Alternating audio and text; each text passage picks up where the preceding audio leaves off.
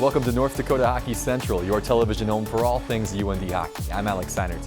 Coming up, we'll revisit UND's recent trip to Oxford, Ohio, and set the scene for a showdown series in Duluth with head coach Brad Berry. We'll also touch base with North Dakota's latest stars to shine at the World Junior Championships. But first, though, it's time for the latest episode of UND Hockey's web series, Through These Doors.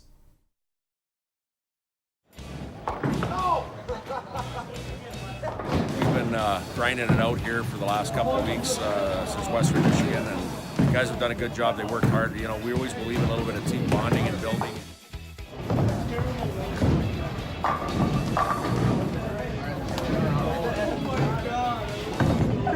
He's got it! Bottom two, Heinert and Mashad, 268. High score, Bowie 168. Low score, Adams 58. 58.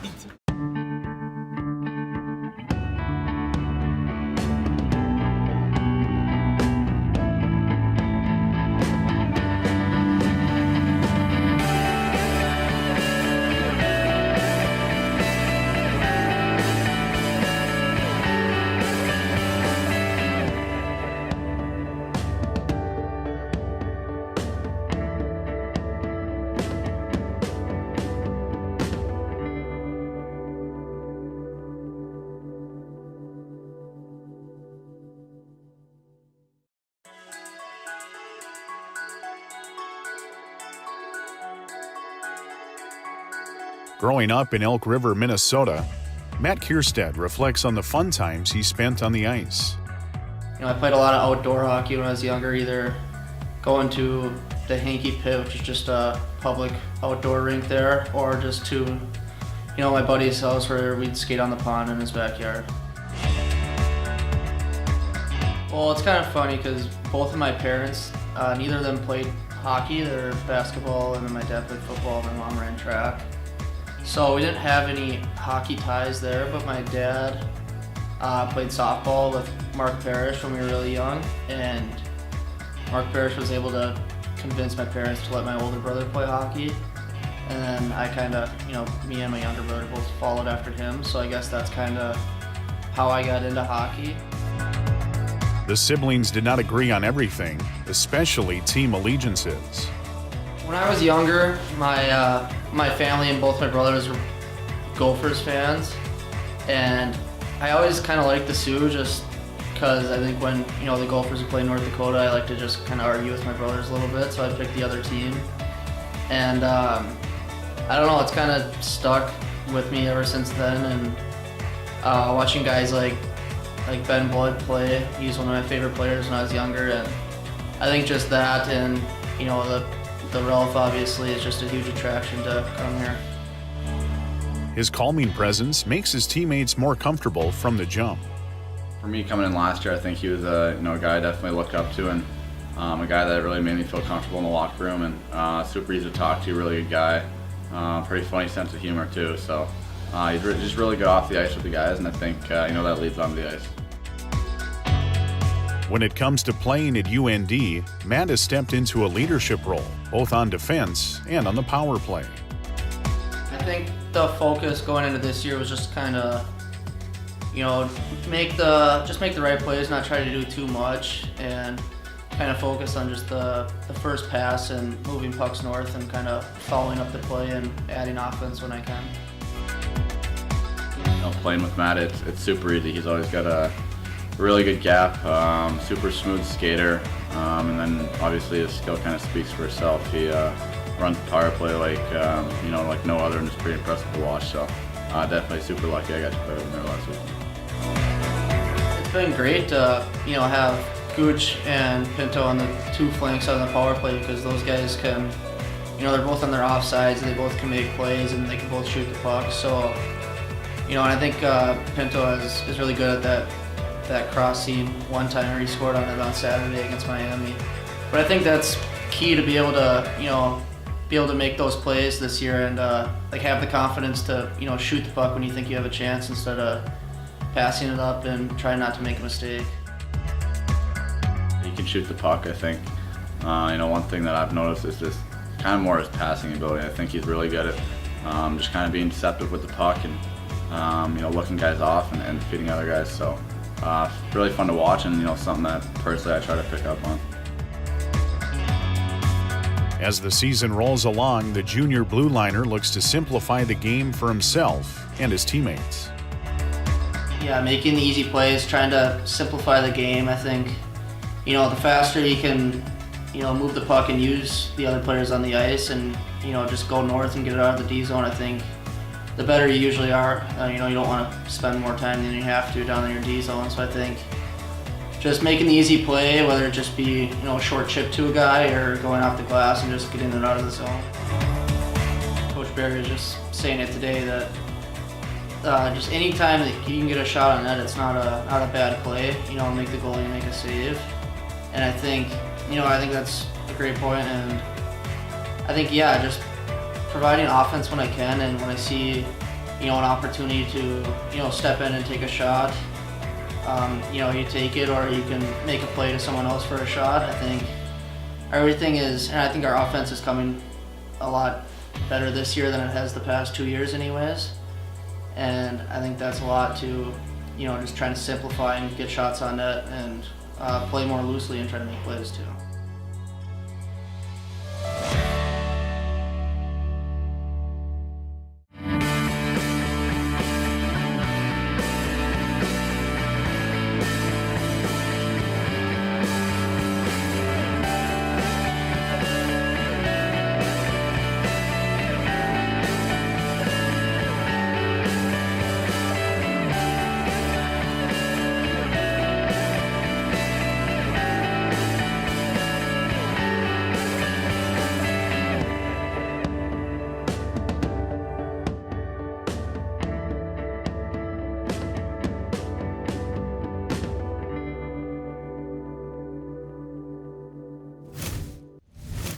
Good stuff as always from Cassie Niles, Tyler Hasted, and the entire Through These Doors team. When we come back here on North Dakota Hockey Central, Brad Berry breaks down what went well against Miami and what needs fine-tuning for the weeks ahead. That's next.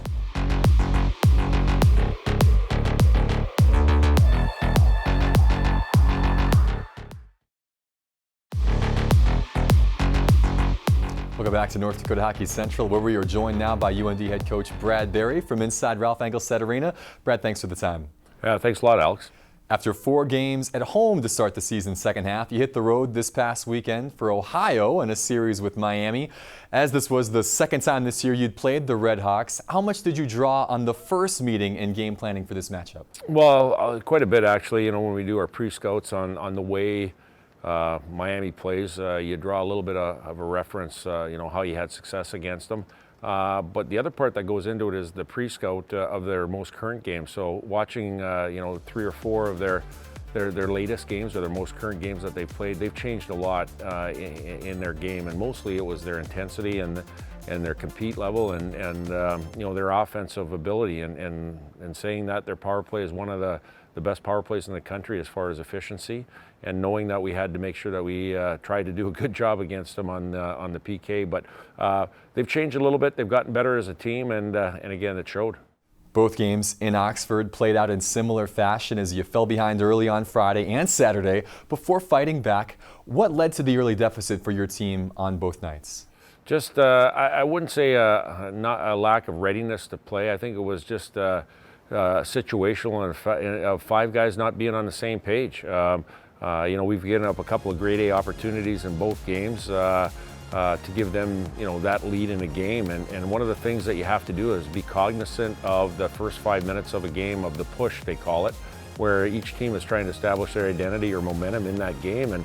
And they came out hard both nights, and especially on Friday night, they established it early where we were just a little bit loose in a couple areas of normally where we were very tight in. And when you're playing in the NCHC, you can't afford to do that, because it doesn't matter who you're playing. You got to make sure that you're ready to play that style that gives you success. Yeah, certainly. Well, down 3-1 on Friday, you scored 3 unanswered goals to pull in front in the third. Obviously, the offensive surge was important, but you also only allowed 7 shots over the final 40 minutes. What did you see from your team over those last 2 periods that helped you recover from the early deficit? The belief, a belief that we can win games, chasing games, leading games, going into overtime. You know, there was no panic on both nights, on both occasions going down 2-0. There was a realization that we had to play better as a team. But there was also a belief that saying, hey, we can get this done. We got this mentality, and that's what we really liked about it. Now, in saying that, we don't want to be doing that every game, but it's one of those things where we have to get better in a few different areas. Start of the game as being one, but knowing that we got to continue of that offensive ability that we really didn't have over the past couple of years of coming back in games. Game 1 would end in a sudden death shootout with Grant Mismash scoring the winner and Peter Thome stopping a pair of Miami attempts to give you the extra point in the standings. This was your first shootout since December of 2017, but you had to be pleased with how your guys responded in the situation. Yeah, for sure. We do it every Thursday, and you know, everybody gets a crack at it, and you know, it's one of those things where, you know, I believe everybody wants to be a part of that. You don't want to get to the shootout, but I think guys want to have that chance or that opportunity to have the puck on their stick. You know, the goaltender made an outstanding save on Jordan Kawaguchi, and then Grant Mishmash, in typical fashion, finds a way to score a goal. He's a shooter, and that was huge. It was huge to get that extra point in the chase for the Penrose Cup in the NCHC standings.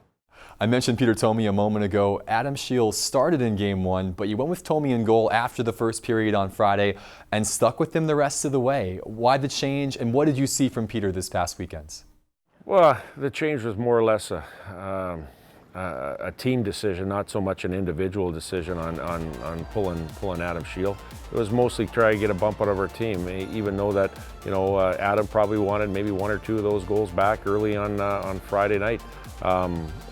Peter did a good job of coming in. You know, he was ready for it. You know, he had a really good couple weeks of practice, and it's tough when you're playing behind a guy like Adam Shields to be mentally and physically ready. That's tough, but he was accountable to himself and our team on getting that opportunity, and he did, and it was a big reason why we got 5 of 6. Down 3-2 going into the third. Jordan Kawaguchi would even the score early in the period before Cole Smith would get the game winner late. As has been the case so often this year, your team found a way to get the job done in the end. Yeah, you know, going back to Jordan Kawaguchi, like big time players make big time plays, and we needed that one in the third period. He picked the top top glove hand corner to get a tie, and then it seemed like we got more momentum after that throughout the rest of the third period. So, you know, that's what we need we need leadership from guys like Jordan. That's an upperclassman. That's really taking a big role, not only just wearing a letter on our team and saying the right things, but doing the actions on the ice. And again, it's nice to see that. Yeah. As you mentioned, you take 5 of 6 points from the weekend, and that combined with St. Cloud sweep of Duluth means you've got an 8-point lead at the top of the NCHC heading into a crucial road series against the team that is closest to you in the Penrose Cup race. It's only January, but obviously this weekend becomes important in the fight for a league title, especially as you only play UMD once this year. Yeah, well, a lot of things go into this weekend. You know, as far as we look at the standings, we really don't look at that 8-point lead over Duluth right now. We know that it's still January here and that there's a lot of games to be played. So what we really look on is the next 2 games, especially the Friday night game in Duluth. That's our primary focus right now, and it's one of those things where we have to make sure that we build our week, and like we did the week previous of having good weeks, a few days of practice, get on a bus, get into Duluth, and having that focus right away on Friday night here. So even though that we only play in 2 games, like I said, we're going to make sure that we have our primal focus there on Friday. What is your take, by the way, on this Bulldogs team that Scott Salen has put together this year? Yeah, they're an experienced team. You know, they've had success as a team over the last couple of years here, and you know, they have a lot of parts still in place. They lost some guys from last year, but they still have a lot of key pieces, you know, in their group here. So, you know, they're playing in their building. They play pretty similar to our game, hard, heavy game. They have skill in their lineup, and it should make out for a great weekend of college hockey, having 2 teams that pretty much play identical to each other. Yeah, I think we agree. We expect 2 intense, exciting games this weekend from Amsoil. Safe travels, Brad, and best of luck against UMD. Thanks a lot, Alex. There is more to come here on North Dakota Hockey Central. We're going back to the Czech Republic to relive the 2020 World Juniors right after this.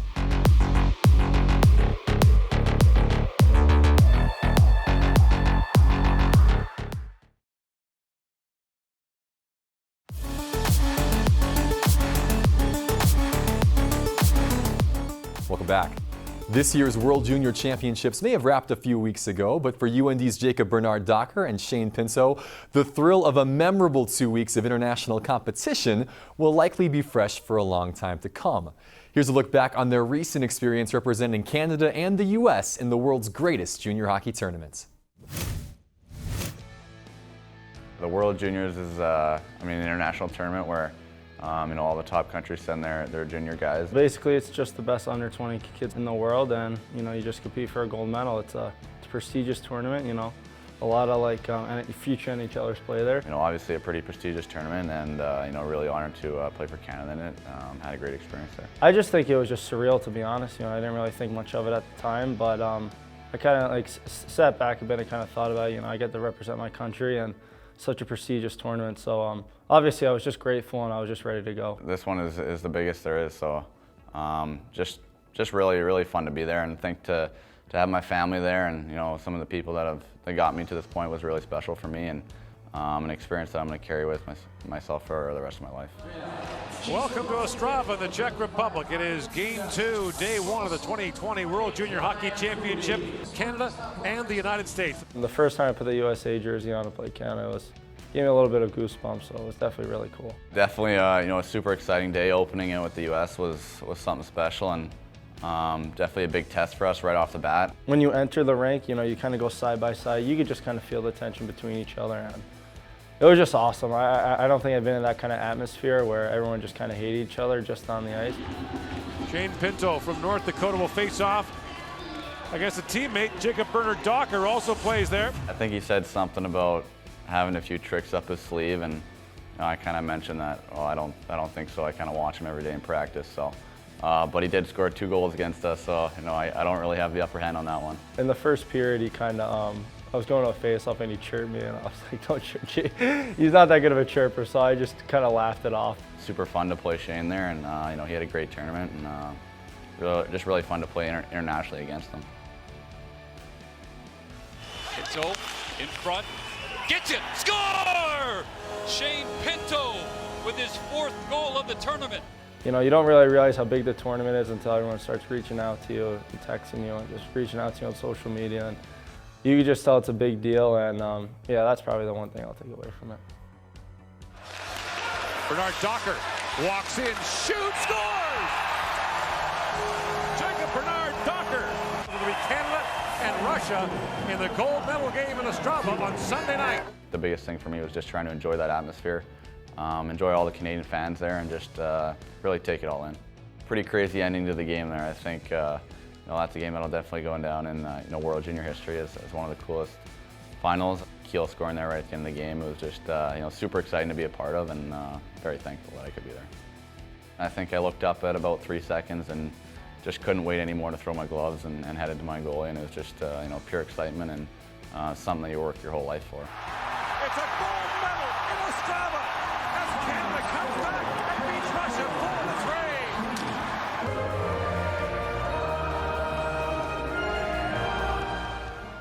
You dream of playing in the NHL, obviously that's probably the main goal, but I think the biggest honor and the coolest thing to do is play hockey and represent your country. It's one of those things where representing Canada, it's of the highest honor, and it's something I'll never forget.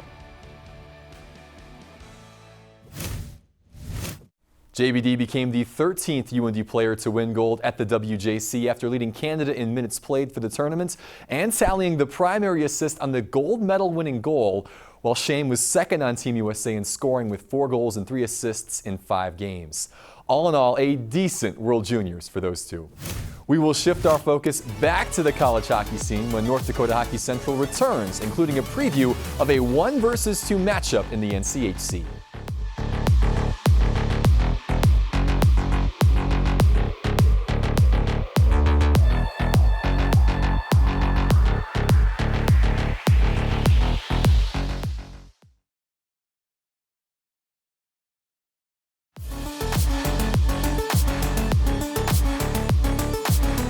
Time to check in with what's happening in college hockey around the nation, starting with this week's USCHO.com poll.